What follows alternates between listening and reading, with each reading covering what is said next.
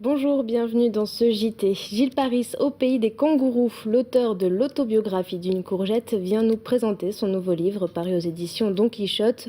Au pays des kangourous est un roman tendre et poétique sur la dépression nerveuse. Avant de vous en dire plus, on fait le point sur l'actualité de ce jeudi 24 mai dans le Finistère. Justice dans l'affaire Erika. La décision de la Cour de cassation est attendue le 25 septembre prochain. Ce jeudi, l'avocat général a estimé que la cassation sans renvoi devant une cour d'appel était la seule issue juridiquement possible, et ce malgré les protestations des élus bretons. La marée noire provoquée par le naufrage de l'Erika avait touché 400 km de côte française en 1999. Grosse journée de transition chez Doux. Le directeur général Guy Audry a été débarqué ce jeudi. La famille Doux reprend les rênes de l'entreprise agroalimentaire bretonne pour tenter de redresser la situation économique.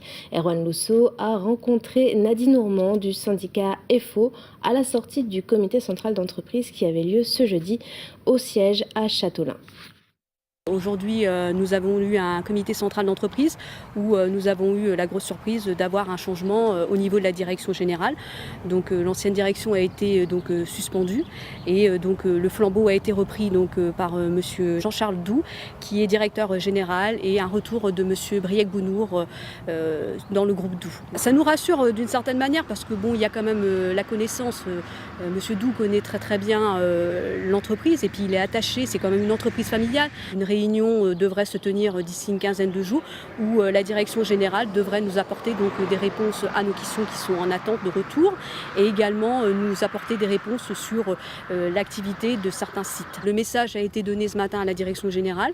On veut bien partir sur une confiance, mais avec une certaine prudence. Il faut qu'on soit rassuré assez rapidement pour les salariés, pour le maintien de leur emploi, et c'est important pour nous de préserver en l'état actuel le groupe Doux.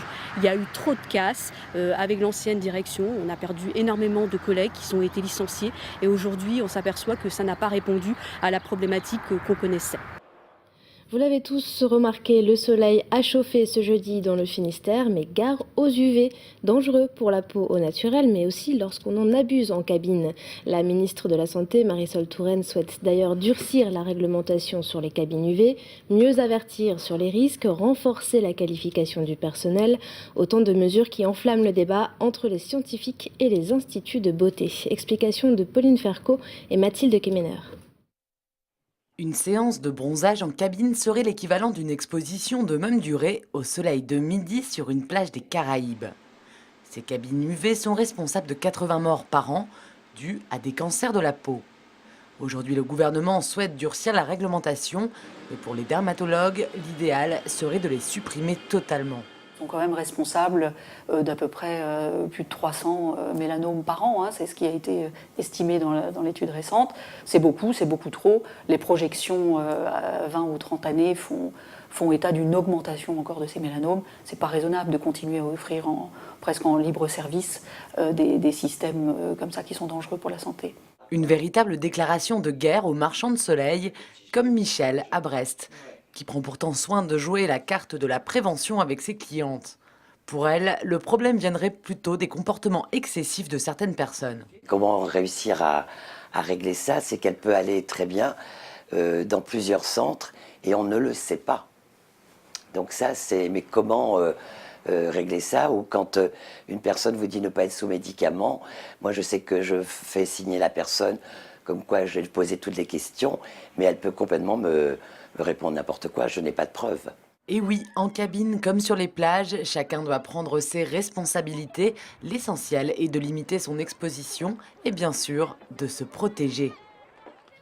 Et place à notre invité Gilles Paris, bonjour. Bonjour. Alors vous êtes à Brest pour une rencontre chez Dialogue ce jeudi soir autour de votre roman intitulé Au pays des kangourous aux éditions Don Quichotte.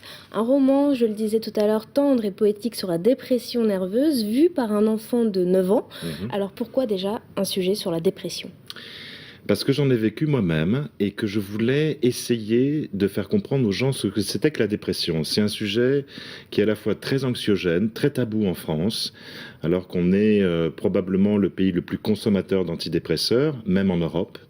Et c'est un sujet dont on n'ose pas parler. C'est un sujet qui fait peur. Je voulais essayer de le dédramatiser à travers le regard d'un enfant et peut-être essayer de faire comprendre aux gens que c'est une maladie dont on se sort, mais qu'il faut en parler. Pourquoi, selon vous, c'est un sujet qui fait peur? Parce que, si vous voulez, comme je vous le disais, c'est un sujet qui concerne beaucoup de Français. On a tous un collègue de travail, un cousin, un membre de sa famille qui est passé par là. Mais tant qu'on ne l'a pas vécu soi-même, on a du mal à le comprendre. Souvent, les gens vous parlent d'un caprice, d'un laisser-aller, quelque chose comme ça, alors que c'est une souffrance morale intense, c'est une maladie qu'il faut soigner. Et la seule personne qui puisse réellement donner le coup de pied au fond de la piscine pour remonter, c'est vous. Il faut du temps. C'est une maladie longue qui peut durer plusieurs années.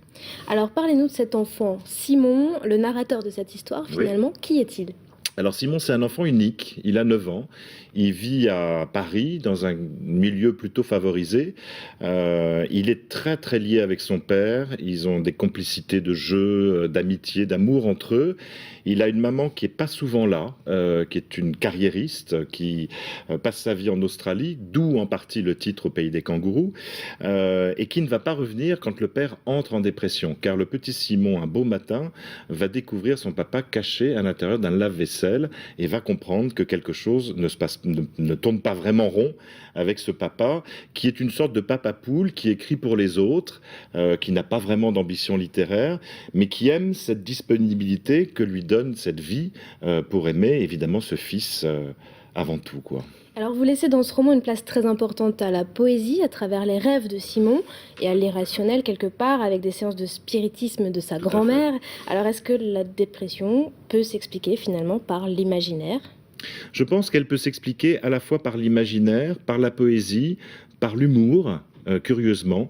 C'est-à-dire que vraiment au départ je voulais faire un roman léger sur la dépression et c'est très paradoxal de faire un roman léger sur la dépression, mais par le langage de l'enfant justement qui dédramatise les situations, on arrive à en sourire, voire peut-être même à en rire. En tout cas, à en avoir moins peur si vous voulez, et c'est un roman qui traite de la dépression mais aussi du rapport peut-être entre les parents et les enfants. Faut-il tout dire aux enfants? Comment expliquer à un enfant une grave maladie aussi? C'est pas facile de trouver les mots pour ça. Et comment vous avez fait pour vous glisser dans la tête et dans la peau d'un enfant de 9 ans? J'ai toujours fait ça. Depuis que j'ai 12 ans, j'écris comme un enfant de 9 ans. C'est-à-dire que on me pose la question et je dis aujourd'hui ce qui serait difficile pour moi, c'est d'écrire comme un adulte. Je ne sais pas. Mais entrer dans la peau d'un enfant de 9 ans, j'ai toujours écrit comme ça et c'est un monde qui me fascine. Je crois que j'ai un point commun avec mes petits narrateurs de mes 3 romans. C'est comme eux, je crois que je porte un regard plutôt tendre sur la société qui m'entoure sans vraiment la juger et ça me convient bien. Et ça donne ça, donc un roman qui traite d'un sujet triste, la dépression, mais qui n'est pas plombant, comme je disais. Et porteur d'espoir, surtout. On s'en sort de la dépression, il faut le dire aux gens, il faut se soigner, il ne faut pas en avoir honte. Voilà, j'en suis la preuve, je m'en suis formidablement sorti, et j'ai envie aujourd'hui d'en parler aux gens pour leur expliquer que c'est une maladie dont on se sort.